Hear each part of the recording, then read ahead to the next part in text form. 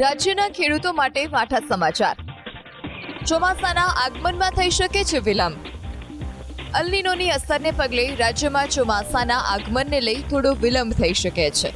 હવામાન વિભાગ મુજબ સામાન્ય રીતે રાજ્યમાં 15 જૂને ચોમાસાની એન્ટ્રી થઈ હતી। જો કે આ વર્ષે મોન્સૂનનો ફ્લો નબળો હોવાથી રાજ્યમાં ચોમાસાના આગમનની રાહ જોવી પડશે। તો બીજી તરફ પાકિસ્તાન અને પશ્ચિમ રાજસ્થાન પર સર્જાયેલા વેસ્ટર્ન ડિસ્ટર્બન્સ અને સાયક્લોનિક સર્ક્યુલેશનને લીધે આગામી 7 દિવસ રાજ્યના અલગ અલગ જિલ્લામાં હળવાથી મધ્યમ વરસાદની આગાહી કરવામાં આવી છે। આજે દક્ષિણ ગુજરાતના 5 જિલ્લામાં વરસાદની આગાહી કરાઈ છે।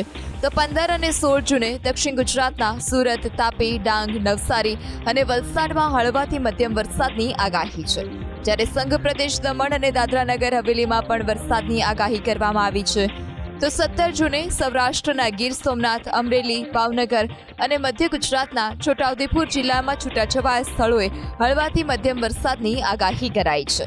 તો દક્ષિણ ગુજરાતના નર્મદા, સુરત, તાપી, ડાંગ, નવસારી અને વલસાડમાં પણ વરસાદ ખાબકી શકે છે। તો સંઘ પ્રદેશ દીવ, દમણ અને દાદરાનગર હવેલીમાં પણ વરસાદની આગાહી કરાઈ છે। जो गुजरात रीजन में मानसून की नॉर्मल डेट है वो 15 जून है। कब तक पहुँचेगा? अभी जो मानसून की सिनेरियो है वो जो नॉर्मल डेट है उसके आसपास तो मानसून अभी जो मानसून का फ्लो है वो वीक है, इसलिए 15 जून के आसपास तो मानसून गुजरात में अभी एंटर नहीं करेगा और आगे की सिचुएशन को हम मॉनिटरिंग कर रहे हैं। ચોમાસાના આગમન અને વરસાદની સ્થિતિ અંગે હવામાન નિષ્ણાંત અંબાલાલ પટેલે કર્યું મોટું અનુમાન। અંબાલાલ પટેલના અનુમાન મુજબ સૂકા પવન અને ભેજની ઉણપ સાથે ઉત્તર ભારતમાંથી આવતા વેસ્ટર્ન ડિસ્ટર્બન્સને લીધે હાલ રાજ્યમાં વરસાદ નથી વરસી રહ્યો।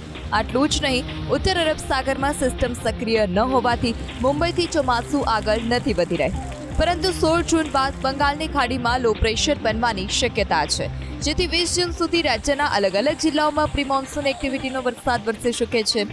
21 અને 22 જૂન આસપાસ રાજ્યમાં ચોમાસાનું આગમન થઈ શકે છે। અંબાલાલ પટેલના અનુમાન મુજબ મહિનાના અંતમાં ઉત્તર ગુજરાત, દક્ષિણ ગુજરાત અને સૌરાષ્ટ્રના જિલ્લાઓમાં ગાજવીજ સાથે ધોધમાર વરસાદ વરસી શકે છે।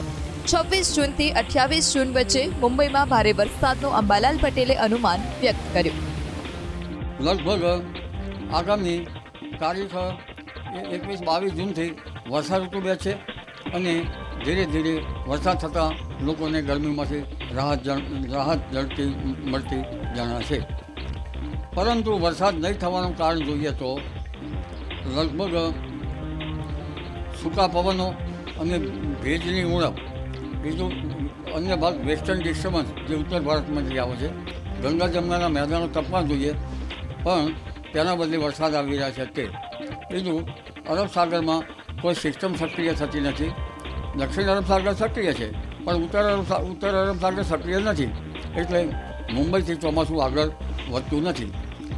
બંને શાખાઓ મુંબઈ અને બંગાળ અને ઉપસાગરની શાખાઓ એક સરખી રીતે ચાલે તો ચોમાસું સારું આવે।